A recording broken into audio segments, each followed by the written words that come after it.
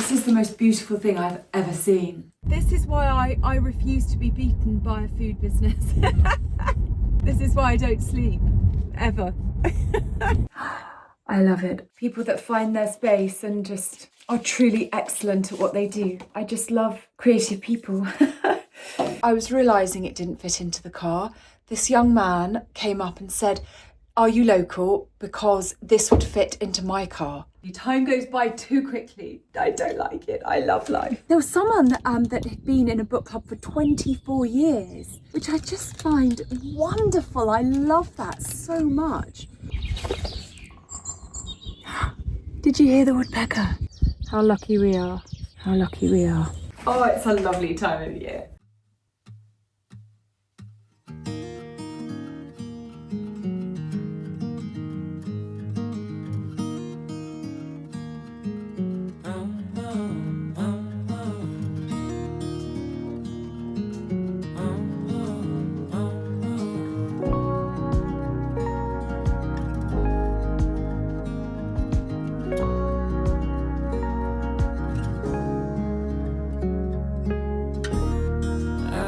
Like a wild man, sleeping like a child.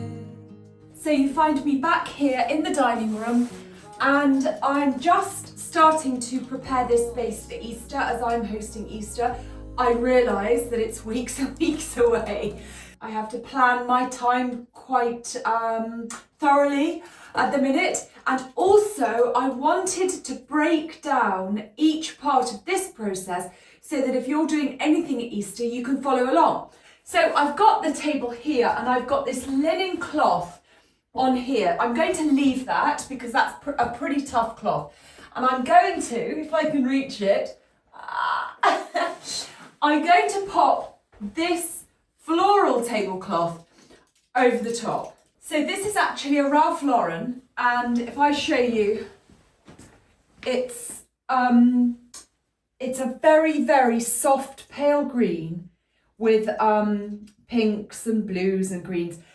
I love pink and green. I love it.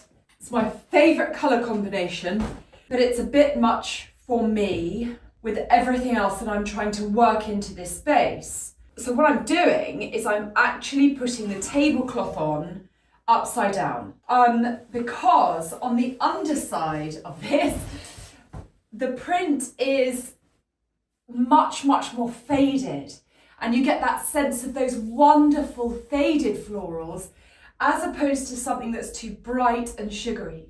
Now I did iron this, but again, I'm not the best ironer in the world. It's a good job that I do have several weeks to go, isn't it?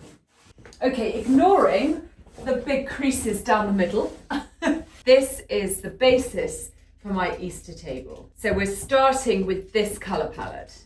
I have decided, as there are quite a few of us, and a lot of it hopefully will maybe potentially be outside, I'm not doing a sort of a sit down. So it will be much, much more of sort of food that you can plate up and then take off outside for the Easter egg hunt, or just through to the sitting room, or just sort of wander around. I don't want to do a sit down formal Easter lunch.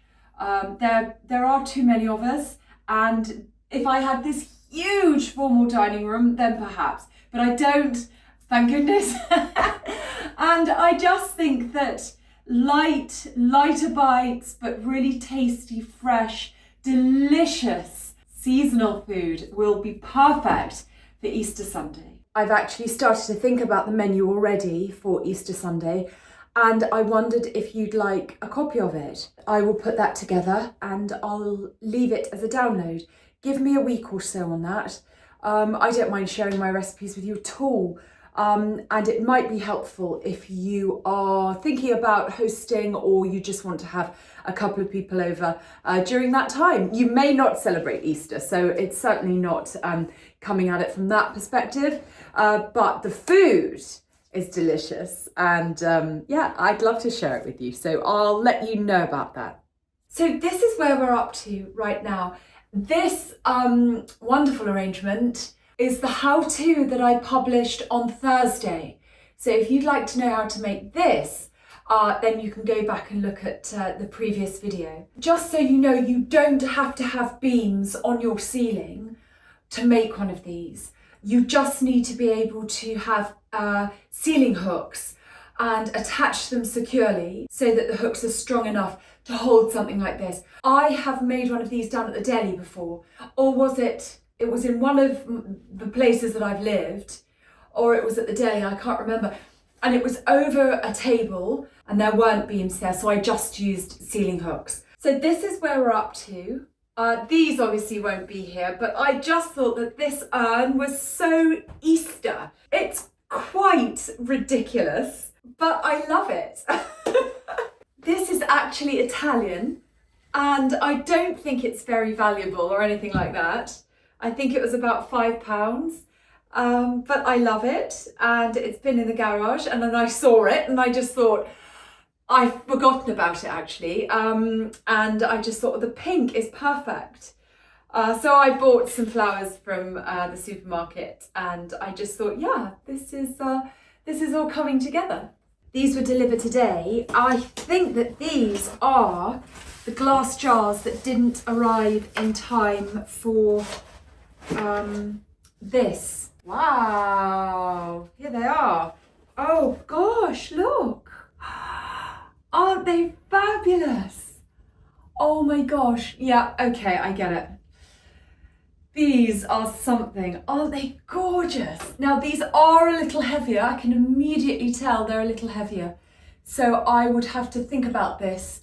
And you would have to think about this before you add them to your display. The wire will absolutely hold these jars, but I may have had to have attached them to the branches slightly differently. But aren't they wonderful? They are perfect, and I think that they are going to see me right throughout the summer, the spring and the summer. See, these would be beautiful hanging outside if you're having a barbecue late into the night. Oh, it's a lovely time of year. There's so much to do. I've been acting like a wild man, sleeping like a child. You're so luminous and vibrant. I'm always in bloom for you. Always in bloom. Always in bloom for you.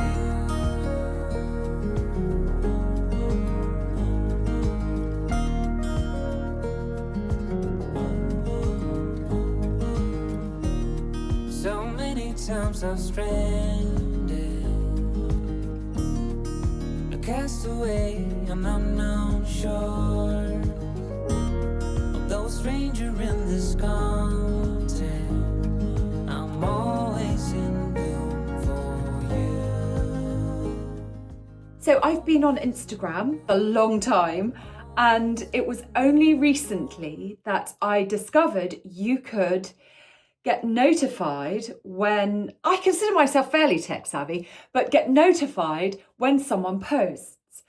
I'd never really felt the need to know when somebody was posting until I came across a lady called Aviva Holter. I hope that I've pronounced her name correctly. As I found her account, and I think she specialises in sort of Delft tiles, which are just stunning and amazing. But then I saw that she'd also designed and made some necklaces, just beautiful, and I wanted one. Of course, they were gone. They sell out so quickly, and she puts up like a tiny collection and says, look, here they are, and then they're gone. So I got notified just the other day, and I got one, but it's just been delivered. I want to open the package. I'm just so lucky that I managed to buy one before they all went. So let's have a look. I'm so excited. Oh, to cherry, and then it's in here. Gosh, I'm so excited. Oh, look. These are the Delft tiles. Oh, they're just beautiful. They're beautiful. Oh, I feel quite emotional. I just love creative people. so much. People that find their space and just are truly excellent at what they do. There's another one. So that looks like a little fritillary, yes. And then that's a swallow. Look at these. Oh, gosh. Dear Cherry, thank you so much for buying the heart necklace and pearl. All the very best. Aviva. Gosh, it's just beautiful. I cannot wait to open this now. I just walked into this big candelabra thing. I don't know why it's still there. I can see it through the packaging and I love it. You know how I love my necklaces. I mean, this one, lots and lots of people ask me about it, and it's got no value at all. It's not real, but I just love the colour. And then that's my mummy's locket, and then I've got that one that was given to me as a gift, and it's like gold costume, white gold. I know you're not meant to mix metals. I've never been great at fashion. Here it is. Oh, love. And then it's got a little pearl on it as well. Oh, I love it. I love it. I love it. There it is. Love.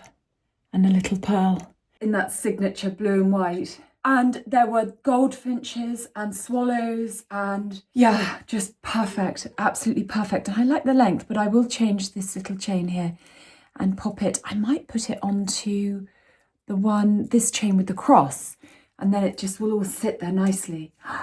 I love it. I'll link to her. Yay! It's a lovely sunny Saturday morning here, and I'm going to start sowing my seeds.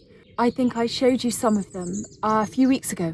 They're from Alma Priest, and it's the cutting garden set. Did you hear the woodpecker? They've gone really quiet. I'll turn the camera off and they'll start again.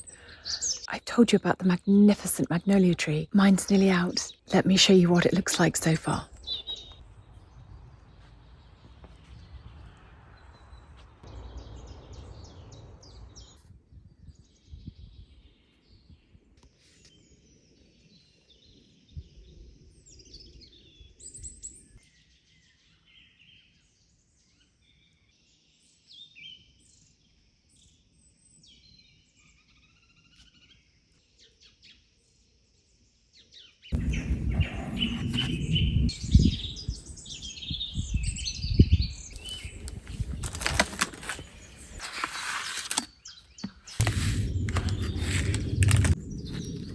I find this process so, well, meditative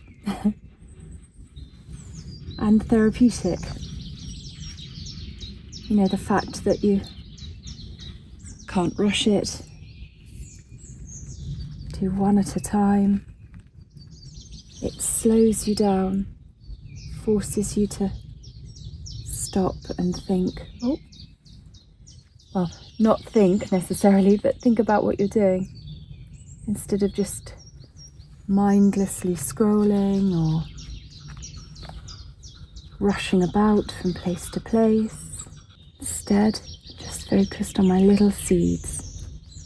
This is good for me this week, as I've been feeling quite anxious about some things. So this is wonderful, truly, truly wonderful. How lucky we are.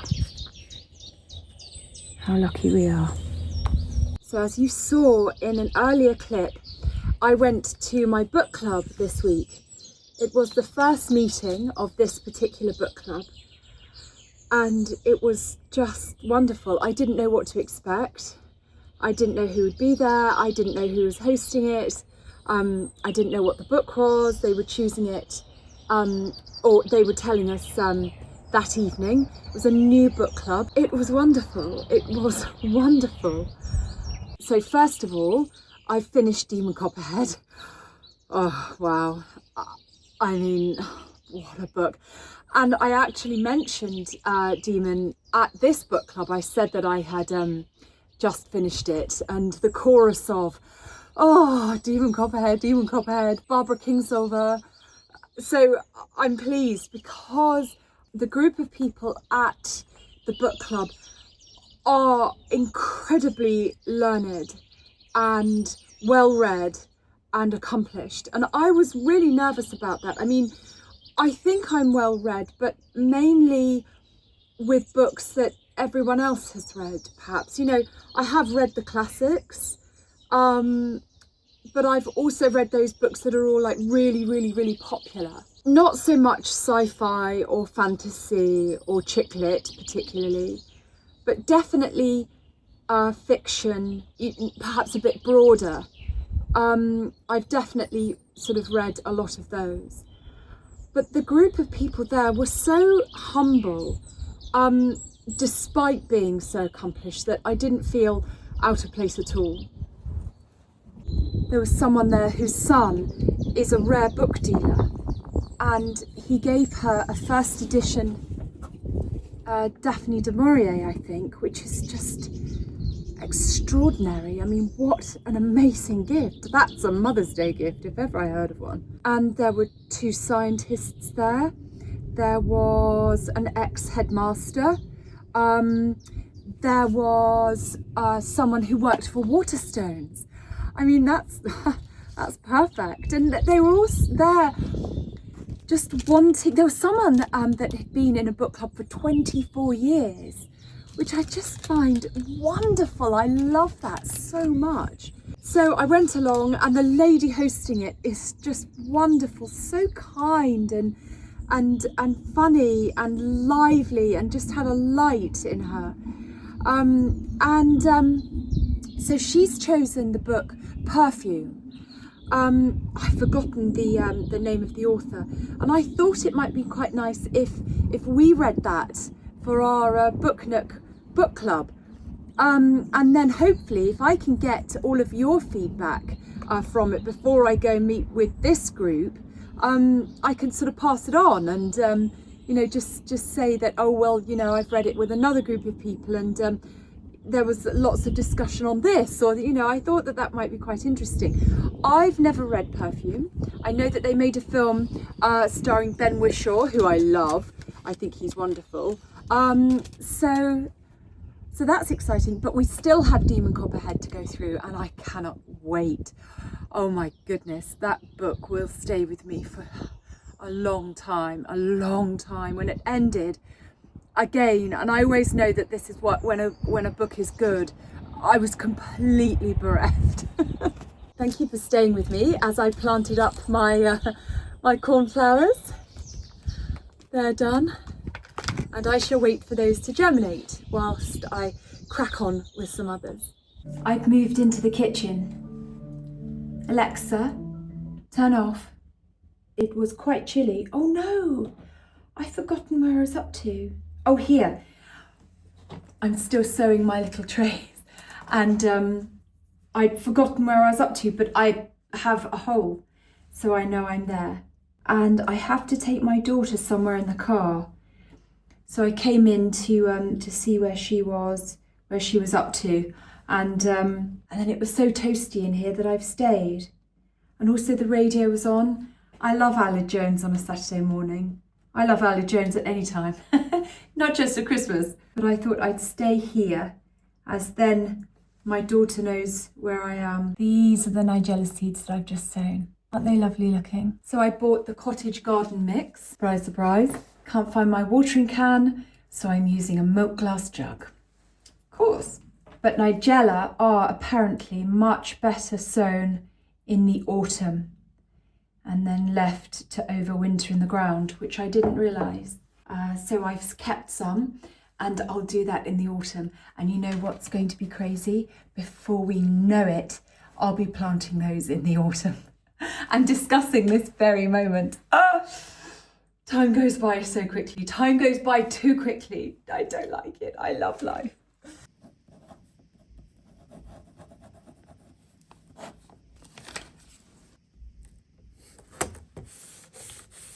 So yesterday I got a text from Catherine down at the Deli saying there's a big box here for you shall we open it? Because all of the mail that goes to the deli, well, most of it is for the deli, so it's our orders. She told me that this was addressed to me, and anything that's addressed to me personally, they don't open, obviously. It's always for Cherry's Deli or something. But I thought that this may have been the little glass jars that I ordered for this display here. So I said, and I could have sent them to the deli by mistake because you have to choose your address on your account. So I said, no, that's fine. Go ahead, open it. I think I know what it is. And then like literally 2 minutes later, I got a note back from Catherine saying, there's what looks to be a personal note attached. So I don't think it's the glass jars, which I just thought was so wonderful. They're so discreet, and they just respect my privacy. They're just really thoughtful. My team are amazing.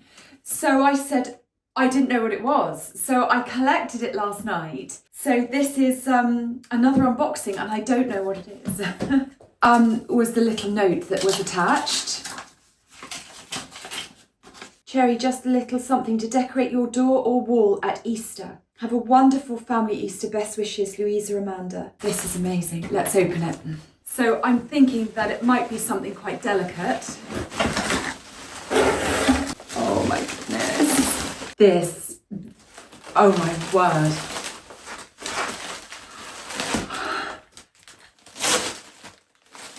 Oh my goodness. This is the most beautiful thing I've ever seen. How do you make this? This is amazing. Look at this.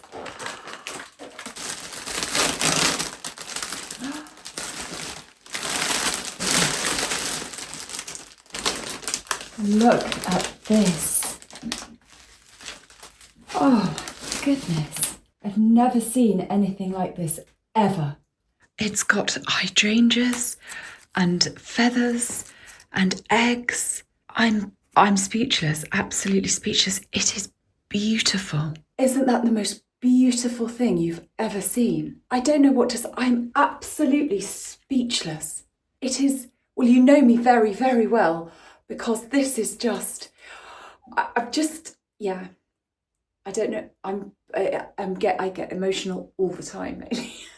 It is quite simply the most beautiful wreath I have ever seen. And I don't know how to thank you. So do you remember these? Louisa also made these as well, these nests. She's so talented. I could see this in Liberties. I could see this in Selfridges.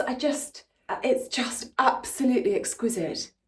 I will link to Louisa. I am absolutely, I'm stunned, absolutely stunned, and so grateful. And I'm going to put that on the door. See, this is the thing, I'm painting the front door, and I don't want this to go on until the door is finished. So that means I'm going to have to finish the door this week. I don't know what to say. It's on days like today where I realise just how much of a beating or a bashing the winter has taken on the garden. Everything just looks broken and messy and overgrown and dead.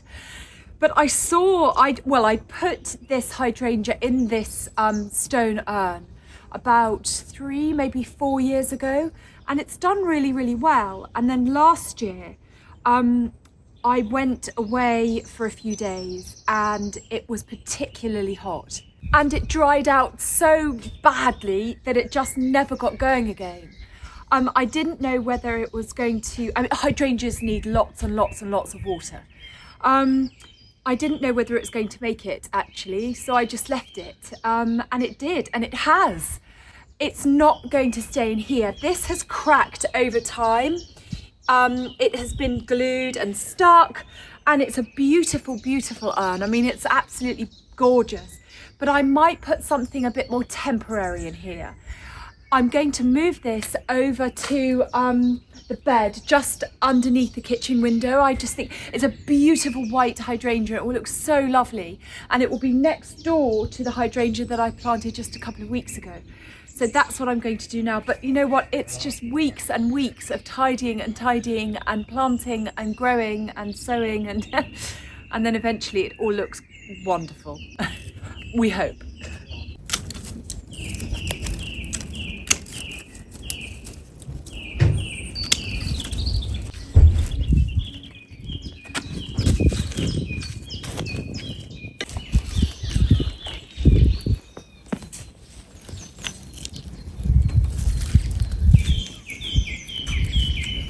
There we are. It's well and truly alive, actually. It's not very big, but it will be fine now it's going in the ground. Yay! Nice little rescue job there.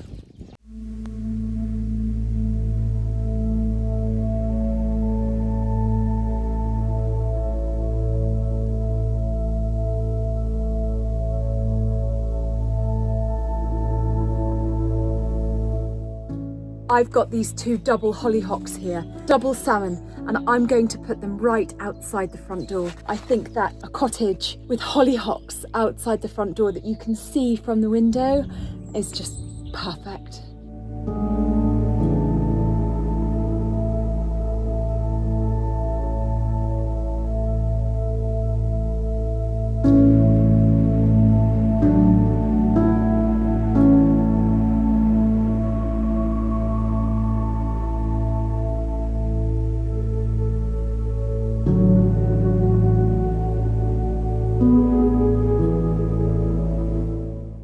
So this is exciting. Check out my new friend. Look, they're quite chunky, quite heavy and sturdy, although this bit's come off the back. These were £20. £20! Look, I'm so pleased. I can take the white off the front. But the drawers come open so nicely, so easily. It's one of those sets that I saw outside a charity shop and it didn't fit into the car. As I was realising it didn't fit into the car, this young man came up and said, "Are you local? Because this would fit into my car." I mean, that's just amazingly kind of him. And he went and got his car and we popped them in the back and then he drove them all the way here. It was amazing. Such kindness. He's just moved here from Brighton. Such kindness, such kindness.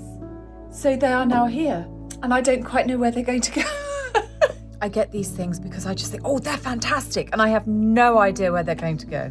Okay, so I've got a meeting down at the Deli with Tallulah and one of the chaps, I guess one of the reps of the food companies that we buy our food from. It's good to meet with these people when you can, and we certainly have like an annual meeting because they put their prices up and that affects my business. The margins in a food business are, to say they're delicately balanced is an understatement. And I think that that's why a lot of people don't touch food businesses with a very, very long pole. There is this romantic notion that people sort of carry around with them and that is perpetuated on social media about owning a country cafe and about owning a cosy coffee shop. Now, I buy into that romantic notion, don't get me wrong. I love that notion. And in actual fact, that notion, that romantic dream is what keeps me going. I'm perfectly happy to be totally delulu about things if it keeps me going. Because the reality is food-based businesses are terribly difficult to run. So within those challenges, if I try and make the environment as cozy as possible or as beautiful as possible for the customer, and try and make the environment that my team work in as fun or as safe or as welcoming as possible, then that sort of offsets the ridiculous challenges that the business has, maybe financially. But so that's what this meeting is about, just staying in touch, communicating, and then I'll go away. And this is what I'm fairly good at. Because I know food, I'll go away and think, right, well, if this is the price of that, then we could maybe make this or provide that will then offset the cost of that going up. And we could, so this is why I refuse to be beaten by a food business. This is why I don't sleep, ever. I think that there's a bigger picture here. And I would encourage, I've seen these on TikTok, be delusional. Now look, there's delusional and delusional. If you've got, I think actually me saying, oh, my idea of a cozy cafe is delusional when, it's incredibly difficult to run this business based on the margins. That's not actually delusional. That's me finding a positive. So I don't want you to be delusional. What I want you to do, if you've got an idea for a business or you're running a business, is to find something positive about it that will get you up in the morning and that will enable you to run it. But also, I think that this is part of the vision. This is part of the dream. This is part of the drive. I didn't buy this business to make £1 million. Bought it because I had a vision for it, and I bought it because I wanted to create a space and an environment for people. That goes back to, that's just what I do at home. It's about creating those spaces, safe spaces for people. I would absolutely advise, if you've got an idea for a business or you're running a business and you're finding it challenging, go back to maybe the first idea that you had that you've lost, or go back or find something that is much, much more vision oriented, and then work back from there and try and make the margins or the money or the finances work from that perspective. We're not running charities, but at the same time, a lot of us who are maybe a bit more creative in the way that we work need something greater than money in order to get out there and try again. And try again, and try again, and again, and again, and again. Here ended the lesson.